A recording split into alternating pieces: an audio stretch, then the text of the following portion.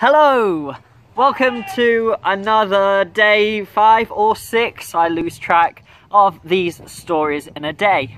So it's been a crazy week for all of us, really. Obviously, lockdown was eased considerably yesterday with pubs and other venues and hairdressers and things opening. I'm being quite quick because I've only got a short amount of time on my phone, so I'm just going to blast stuff at you, and then hopefully we'll take things a bit slower later on. Though I am using time saying this. Additionally, Hamilton came to Disney Plus on Friday, which is extremely exciting for theatre fans and fans of American politics and R&B. And I'm hoping to get to watch it today, purchase Disney Plus specifically for that. So it's a good deal that Disney did. And I have been challenged to do the 25 push-ups every single day for 25 days. And as a few of those who have already seen my first video have seen, it's a real challenge. And I'm intrigued to see how it all goes. I wasn't sure what to do for my theme this week. But I thought I would, I thought long and hard about it and asked a few friends. And then it came to me, a thing that linked all of these ideas together. Hope.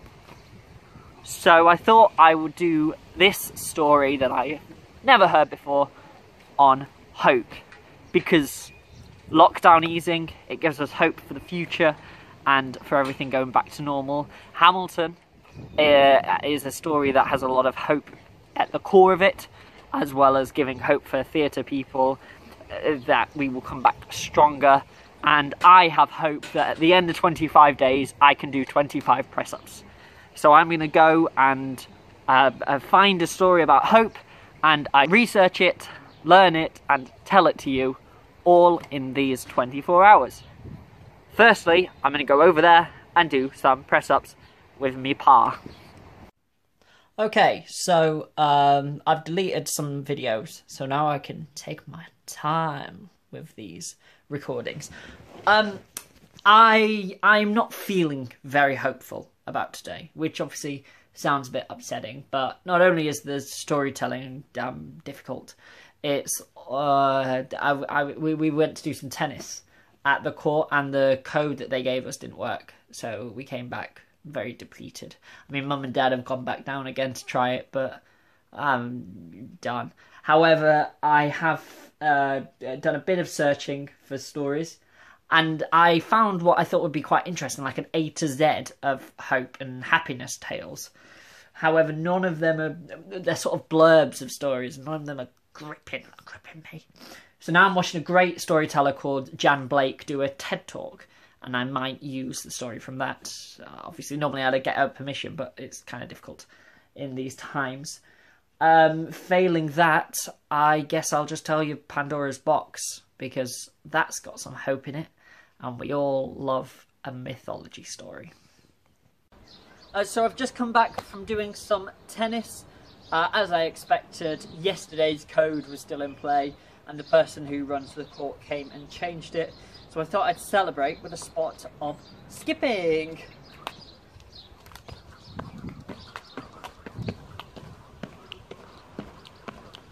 Garden's a bit of a mess though, apologies about that. Let's tell you a story. Hello, here we are again, 5 o'clock on a Sunday for another story today. And the one that and the theme today, of course, is hope. But before I tell you a hope story, there's something I need to do.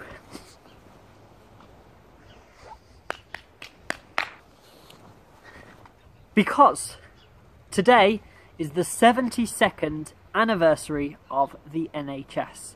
And what better way to epitomise, to quantify hope than the National Health Service? So thank you, NHS, for everything that you've done. The story that I've chosen to tell to you today is a story that I heard on YouTube from a TED Talk that Jan Blake did. And as I was watching it, I wondered whether or not I had seen Jan Blake perform before. As part of the Crit Crack Club, And I'm still not entirely sure, but either way, whoever it was a fantastic storyteller, and this story stuck with me. Normally, when I hear a story, I then will try and research it and find the origin of it, but this is the only version that I could find. This story will be pretty much verbatim what Jan Blake told on that TED Talk, which I'm not overly happy with, because us storytellers like to give a little bit of our own personalities into it. However, there probably will be a few differences, as I'm telling it from memory, a memory that I learnt an hour ago. Let's tell the story. There was once a king who was walking by a lake over a jetty with his advisor, and he looked out into the middle of the lake, and there was a fishing boat with a man on it, a fisherman, who had a grey beard and grey hair, and he was casting his net out and pulling it in, and it was filled with fish, and the king thought, well, fine fisherman, all these fish that he's got. And then he'd take all of the fish off of the net and throw them back into the sea. And then he'd throw the net out again. And the king watched, and he did this a few times. He would bring the net in, take the fish off, cast the net out again. And the king said, advisor, could you get the attention of that man for me? I'd like to speak to him. He's doing a very strange thing over there. So the advisor went to the edge of the lake, and he said, you! Yes, you! Come, the king would like to speak to you. And so the fisherman pulled his net in, put it in the corner of the boat, and he gently rowed over to the shore where the king was. And he tied up his fishing boat, and he got out, and he bowed deeply to the king and said, Your Majesty, I am in your service. Whatever you command, I shall do it. And the king said, why is it that you're casting your fishing net out, but you're not taking in any fish? You're a fisherman. Surely you're trying to catch fish. And the old man said, to answer your question, I must tell you a story, if you have ears for it. And the king said, yes, I love a story. Sit down and tell me. The old man sat down, and the advisor sat down, and the king sat down, all on the edge of that lake. And the old man began. I was once young. I was vibrant and youthful. And I went out in that fishing boat you see there, and I would go to the middle of the lake, and I would collect the fish. And then I would take the fish to the market, and I would sell it. And I would take some of the fish back home, and my mother, who I lived with, would cook a fine meal every night, and we would sit around the dining table. We would sit around the table, and she would berate me, and she would say, boy, why do you not have a wife yet? I am growing old. I would like to see grandchildren. But I didn't need a wife. I didn't want a wife. I wasn't ready for a wife. I was happy with my life. I would play chess with my friends in the village hall, or I would drink sweet coffee or tea, whatever is provided, or I would just sit and watch the young women walking through the streets. I was happy with my life. I didn't need a wife. And so it would continue every day. Fishing, market, cooking, sitting. Why no wife? Over and over again, until one day I was out on my boat, and I'd threw out the net, and as I was bringing it in, it was pulling again. And I thought this was the biggest haul, the biggest catch I'd ever got. And I pulled, and it pulled, and I pulled, and it came out, and it wasn't fish. It was a box. A box like a chest. And underneath it, and at the bottom of it was a padlock. But attached to the padlock was a golden key. And so I pulled it out of the water. And I took the key, and I put the key into the lock, and I turned, click. And I opened the box. And there inside was the most beautiful lady I had ever seen. And she stared into my eyes and into my soul, and I knew nothing would be the same ever again. And she said hello. And I said hello, and she smiled. And she had the palest skin like moonlight. And her hair was as dark as the midnight sky. And she said, "I will be your wife if you want me." And I didn't need asking twice. And so I took her from the box, and I shut the box, and I brought the box, and we rowed back to the shore, and I tied up the fishing boat, and I took the box, and I took the woman, and I went back home. And there, I opened the door, and my mother was there, and when she saw the lady, she gave a beaming smile. She said, is this going to be your wife? And I said, yes. And she just shrieked and she cheered and she went out the house and she went down the streets and she told everyone that she was going to be a grandmother and there was going to be a fine wedding and everyone was invited. The wedding came and it was amazing, and the woman got more beautiful by the day. She was my wife. And everything was good and I was happy. But I didn't think I was enough for her. I didn't think being a fisherman was enough for her, Your Majesty. And I'm sorry to say that now. But I learnt a new skill. I learnt how to be a goldsmith. And I got good at being a goldsmith, and then I got better. And eventually I got so good that I got a workshop. And as soon as I got a workshop, the commissions would come in from the great, good, and the rich. And every single piece of jewellery that I fashioned, every bracelet or anklet or ring or earring, I thought of her. And I did it for her, I did it for my wife, my beautiful wife. And then I would come home and she'd be singing there, sat on a chair, watching my mother cook. And I knew that this was perfection, this was what life was about. And then one day, a few weeks later, I was working on this necklace that I'd been working on for a long time, and it was really difficult. And a strange aroma started to fill the room, like a perfume that had just been sprayed. So I could tell that someone was outside, and the knock never came. The door just opened, and there were 3 veiled women, who all looked identical. But of course their faces were covered, so I couldn't see who they were. And they moved as one into the room. And then they spoke as one behind the veil. And they said, "Goldsmith, are you happy?"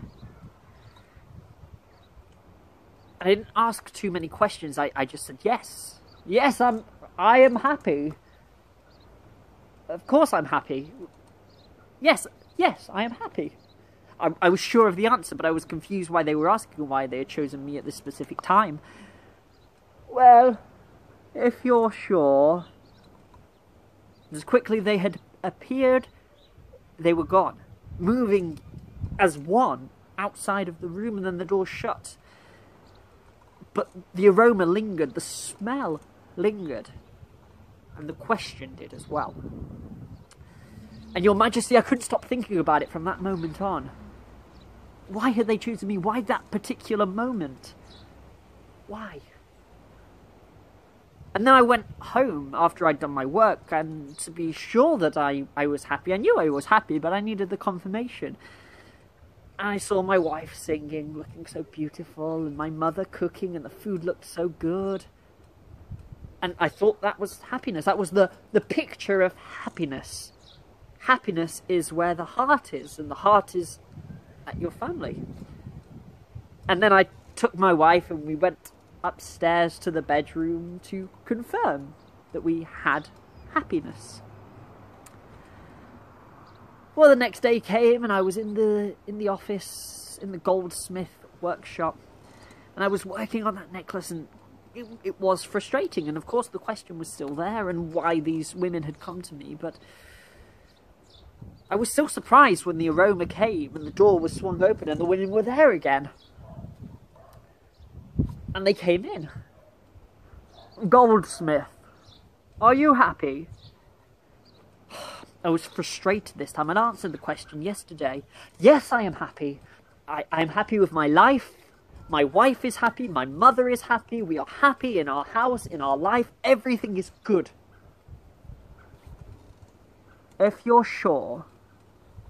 And they turned and they were gone. And this time, I couldn't go back to my work. I couldn't finish the necklace. I just walked out of the workshop and I walked down the streets I knew so well, past the houses I knew so well. And I walked and I walked. And my feet started to hurt. And I thought that the meal was being prepared for me, but I continued to walk. And the question was going around my mind the whole time. And I walked until the sun set. And then I probably should have gone home, but I'd gone too far. And I walked because I couldn't go home.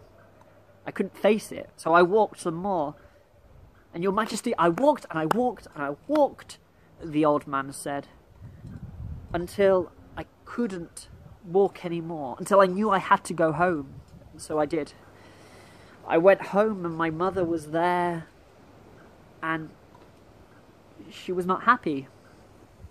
She just said, "You missed dinner." And I said, "Where is she?" My mother said, "Upstairs." And so I slowly walked up the stairs as if something was pulling me back. And I went into our bedroom and she was lying there, looking so innocent. And I didn't do anything. I should have consoled her, I should have cradled her, I should have told her everything was going to be fine. I sort of mouthed, "I'm sorry." But I knew it wasn't enough. And so I crawled into bed and I held her. And as I tried to sleep, I could feel her gently sobbing through the night. The next morning, I was up before the crow called.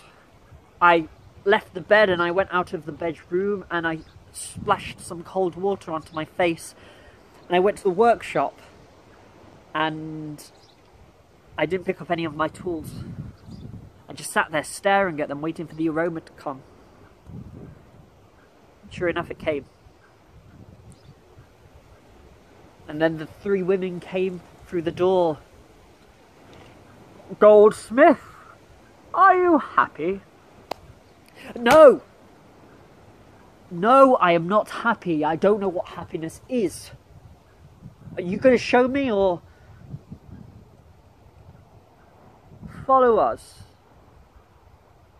And they moved as one, seamlessly through the door. They went very slowly, and I tried to follow them just a few steps behind, walking through the streets I knew so well, walking that route that I had taken the previous night, till we got to a street I didn't know. And there was a cottage that looked unusual and out of place in this street that I didn't know and had never been to. And there was a patch of grass just in front of the cottage, and there was an oak door with a knocker on it, and the knocker had the face of the veiled women. And then one of the veiled women stepped forward and went into the cottage, and I followed. And another took me into a room and washed my hands and my feet and my face. And I looked. They took me to this room where there was this table that was full of food and drink. And then another came out and started playing the lute. And as she played, the others danced, and I was taken to a chair and I sat and watched this performance happen. And the dancing was mesmerizing, and the lute playing was so satisfying. And then the dance was over and the music stopped. And they came together in front of me. And they took the veils off. And until that moment, I thought my wife was the most beautiful thing in the world. But these women, each more beautiful than the last, which is impossible because they all looked the same. And without the veils on, they said, "Choose one of us." And Your Majesty, how could I choose? they were all everything that a woman should be. And then one gently edged themselves forward, and I assumed that they were wanting me to choose them. I choose her.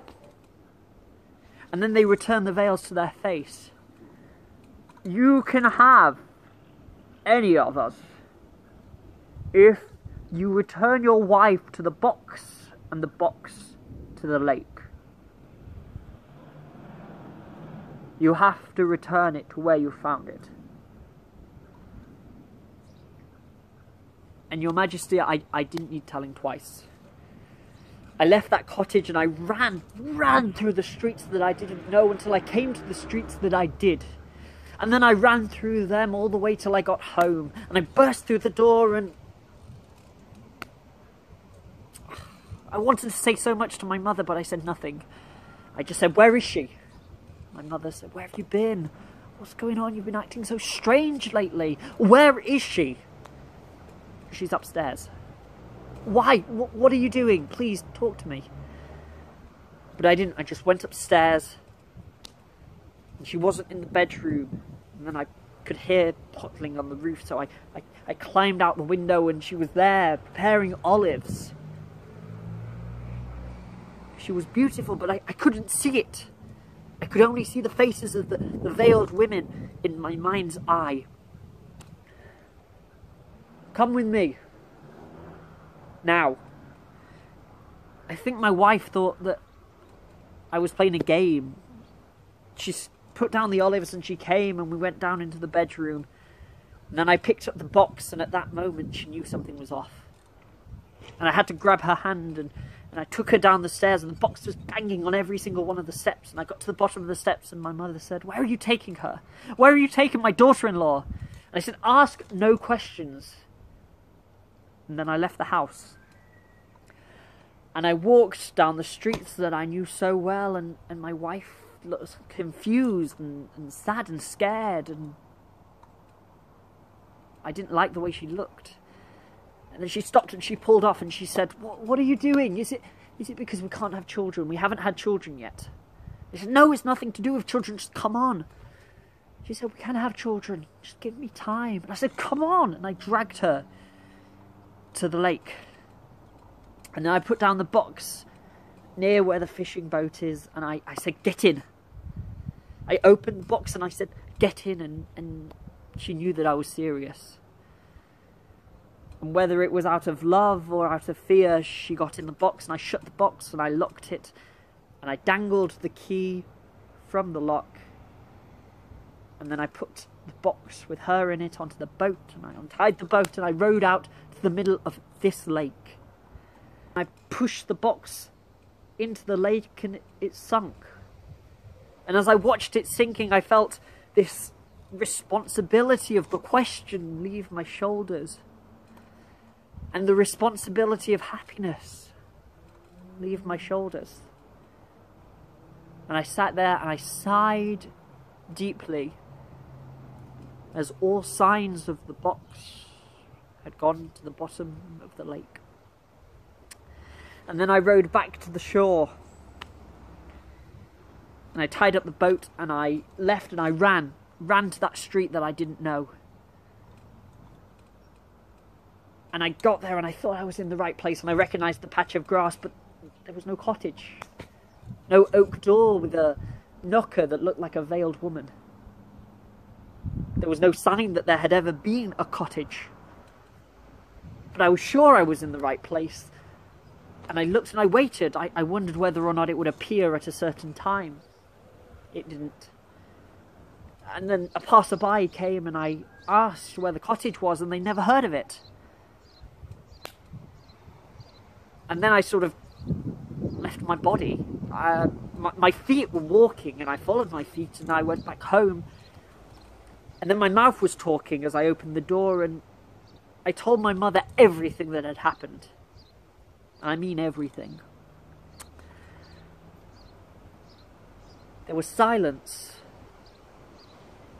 for a moment. And then she slapped me. She said, "You fool! You fool! What have you done? What have you done to my daughter-in-law? It is not too late. You should take your fishing boat and you should just take it out to the middle of the lake, and you shouldn't stop till she comes back.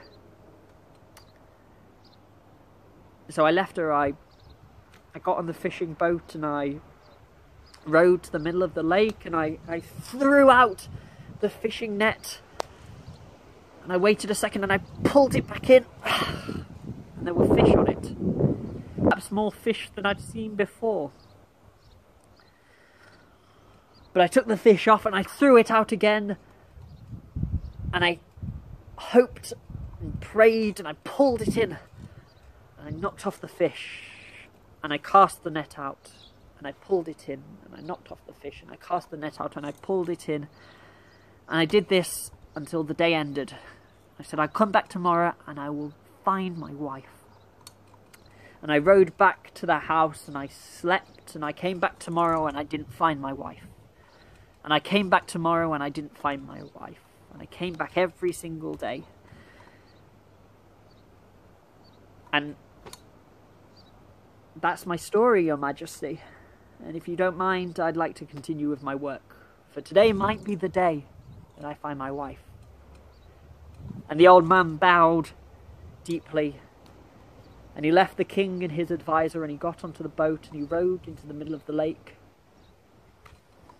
And the king and his advisor watched as the fisherman cast out the net, pulled it in, knocked off the fish, cast off the net, pulled it in, cast off the net, pulled it in, cast, pulled, cast,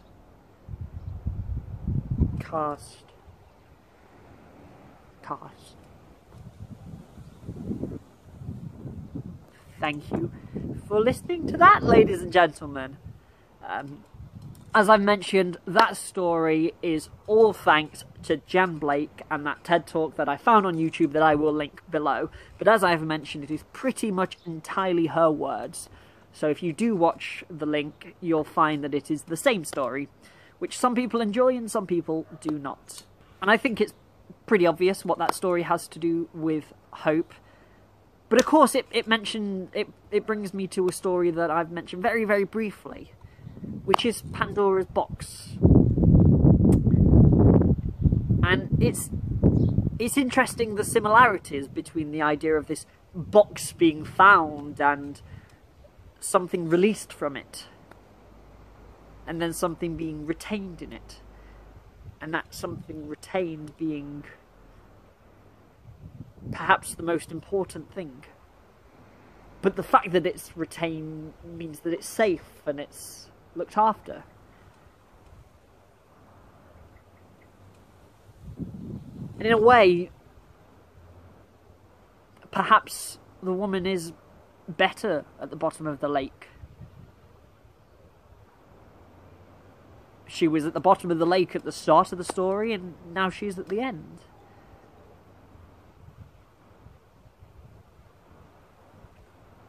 And I think most of the characters have hope, which is, of course, what this whole thing is about. The woman has hope that perhaps she will be found again. Or maybe not, because she's safe and happy in her box in the middle of the lake.